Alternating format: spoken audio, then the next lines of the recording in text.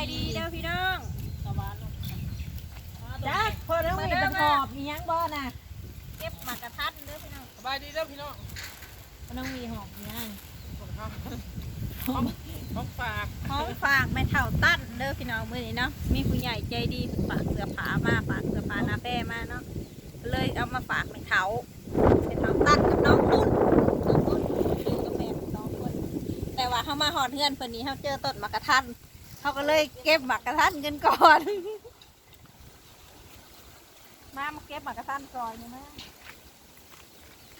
ช่วยเพิ่นก่อน เดี๋ยวเก็บซื้อไว้ก่อนเด้อซื้อไว้ก่อนเด้อเก็บหมากกระทันก่อนปู่ซื้อเสื้อผ้าก็เก็บไว้ก่อนเด้อ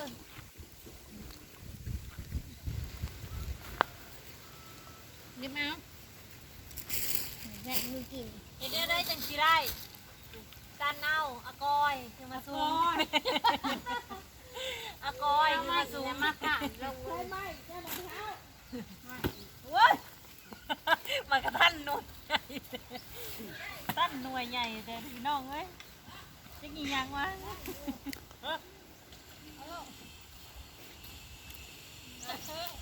แม่กระเป๋าเสร็จปึ้มเด้อกันเนี่ยเด้อหัวเด้ออะโดโหนักห่วงเลยเนาะว้าวบดตีโอ้ยคอยเจ็บแค้นคอยมือคอยหากันเจ้าเจ็บคอยบ่ฟาดน้ำไผได้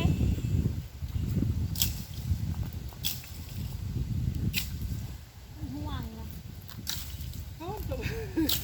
เนื้อนอนจังบุกินหงแหงเนาะนอนแล้วบุกินมีความสุข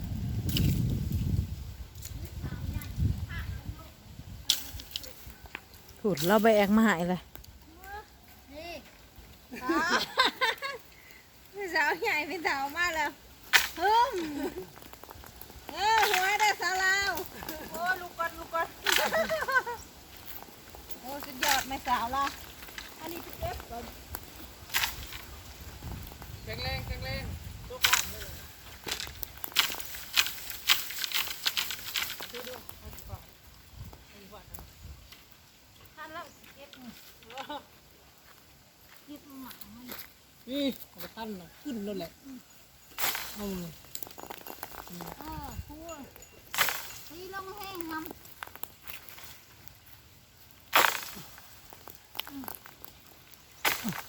มามอบส่งเสือก่อนนะเสือบอกเป็นการเสียเวลามามอบส่งเสือก่อนมาเสือเลยถึงเงื่อนถึงสั้นอยู่บอกเขายืนหายโลดนี่น้องแม่ถามเดินถึงเงื่อนอยู่บอกเดินถึงเงื่อนอยู่บ่ดิเดินถึงหายโลดอยู่บ่มอบหายโลดนะจ๊ะมอบมาโลดนี่ถึงได้เอามามอบไผ่กันจ้ะเอาเร็วมาเร็ว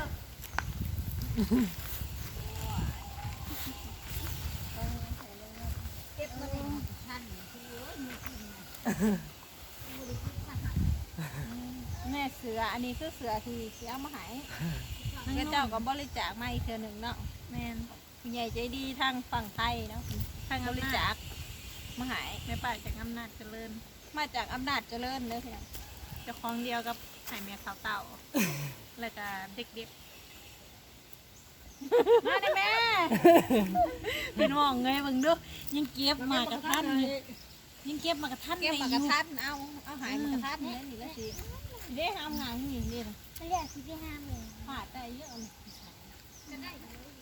มาหายุ่งมาอื่นขนมไหม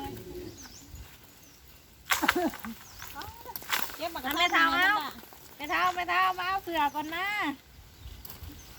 เดี๋ยวเก็บมาแล้วยังจะเก็บมาแล้วเก็บนี่เสือให้นางนนให้ลูกสาวเสือให้นางนนแล้วก็เสือให้เจ้าเด่นอันนี้เสือให้เจ้าเป็นเนี่ยลายอยู่พ่นลายนี่สวยเด้อเอาไว้ใส่เป็นสงกรานต์อันนี้ใส่เขี้ยวหมากที่เพื่อนก็ได้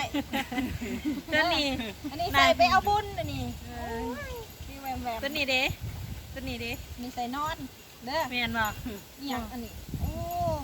โอ้ยใส่ไปเอาบุญก็ได้ มันมีท้องใช้ขมากอีกครอบ อันนี้ต้องใส่กระหมา ออกไปโลด ออกไป ไปไปอันนั้นเล่นเดี๋ยวห้าสิบอกแม่สาวอันนั้นเจ้าเข้าหมากเจ้าใส่นี่แล้วเด้อเจ้าก็ฮีดจับไปเราเจ้าก็อองไปโลดอองเข้าหมากอองเข้าหมากพี่แบบนี้โลดนี่อองเข้าหมากพี่แบบนี้อองเอาแม่สาวไป เอาขอบใจในแม่เท้าขอบใจแน่ ขอบใจเนี่ยแม่สาว ขอบใจ อ่า แม่กล้องด้วยเนี่ยกล้องเลยยิ้มในกล้องแม่ขอบใจเด้อป้าเด้อทางอำนาจเจริญเด้อ เอาอวยพรทันใดแม่เท้า ว่าโมเป็นไม่ใช่ว่าโมเป็น เอาเวน เกี่ยวกับท่าน ให้อยู่ดีไม่แห้งเนาะ ให้อยู่ดีมีแห้งเด้อป้า ปู เด้อ หับและปูไห่ ทั้งผู้หับแล้วก็ผู้หายเนาะขอบคุณน้ำใจทั้งฝั่งไทยทั้งอำนาจเจริญเนาะแม่ป่าใจดีใจงามเนาะมื้อนี้ก็แจกเพื่อนไม่เท่าตัดแล้วก็เพื่อนไม่เท่าเต้าแล้วก็แจกอยู่เพื่อนพ่อบ้านเนาะให้เด็กน้อยเนาะแล้วก็เศร้าบ้านหลายคนเนาะ3 ทีมื้อนี้เนาะ เนี่ยแล้วคลิปนี้ก็ที่ได้อำนาจใส่จาก เอาปิดคลิปแล้ววันนี้ ปิดคลิปเลยเด้อเอาเว้าหน่อยแม่ฝากซ่องให้แม่ป้องด้วยหั่น อ้าวเขาเหมือน เอาโบเก็บมากระทันอีกบ่ เก็บมากระทันกันเก็บมากระทันกันจังปิ๊บ ข่อยเป้ เอาแม่เท้าเอาขึ้นไว้แล้วมาเก็บซอย อื่นมาหาแล้วเป้เราลงค่ะ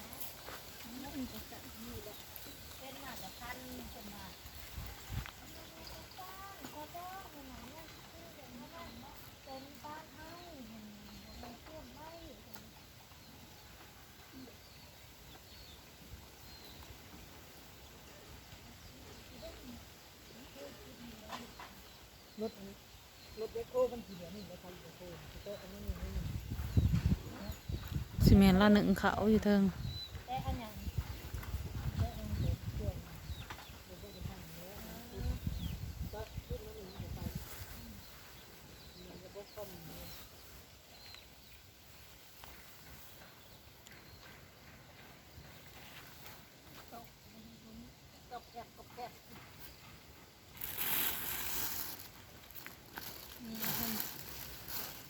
บวยน่ะเอาเด้อบวยน่ะเห็นบ่บวยมากระทันน่ะ ได้ยินบอกแม่เท้าเออป้องว่าแห้งๆก็เอา บ่เอาแต่ต้นแต่อันนี้มันมีสีเด่นมันจังมือฮะจังสิไปหามาขามมาแก้ไว้มาแก้ไว้ได้เขาสิเอาเบิดตัวแห้งแม่นเขาเอาเบิดจักมาแต่นอนย่างไว้ 3 มื้อ3 คืนเนาะ ทางมีสั่ง ทำนี่ใช่ก่อน อันนี้มาเนี่ยค่ะ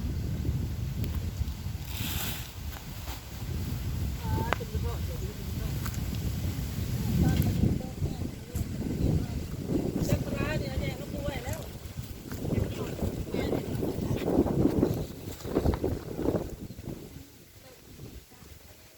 อุ้ยสาวเราวเจอแค้วสาวเราวเจอแค้ว ควาย ปลาเกี่ยวเป็นนิ้วมือผู้ใด นี่เดี๋ยวมาเบิ่งนะ เกี่ยวเดี๋ยวพ่อจะเกี่ยวหยาได้ดีอันน่ะหมอหน่อยนี่เอารางวัลไปเอาแค้วไป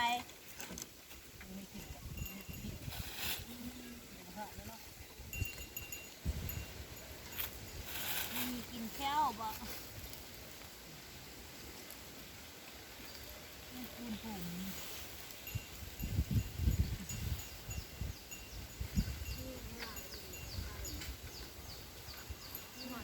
คุณหัวเขาไปเก็บหายแล้วบ้าง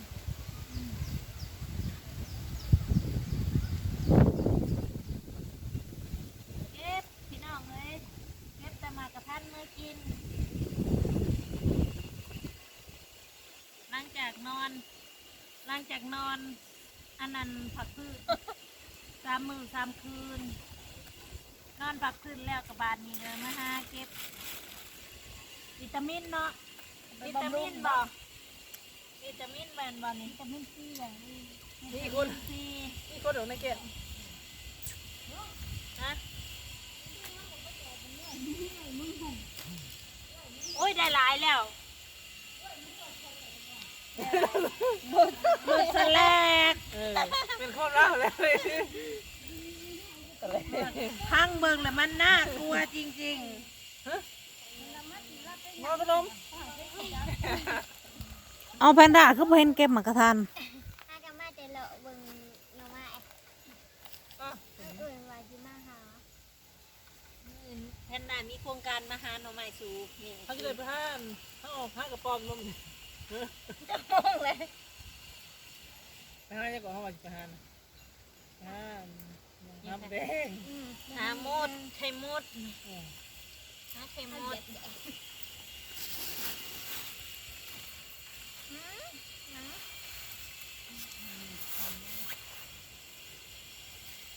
เมื่อมันกำลังกันต้นดวงจอ พี่น้องเอ้ยตอนนี้เฮากะสิได้อำลาพาจากหมอลำเรื่องที่ลงจากห้านได้หมากกระทันเต็มทงเรา ได้ลายแล้ว เดี๋ยวไล่แล้ว ไปกันเด้อพี่น้องเด้อผู้ได้มาคลิปนี้ก็ฝากกดไลค์กดแชร์กด Subscribe เป็นกำลังใจให้เด้อไปแล้วบ๊ายบาย บาย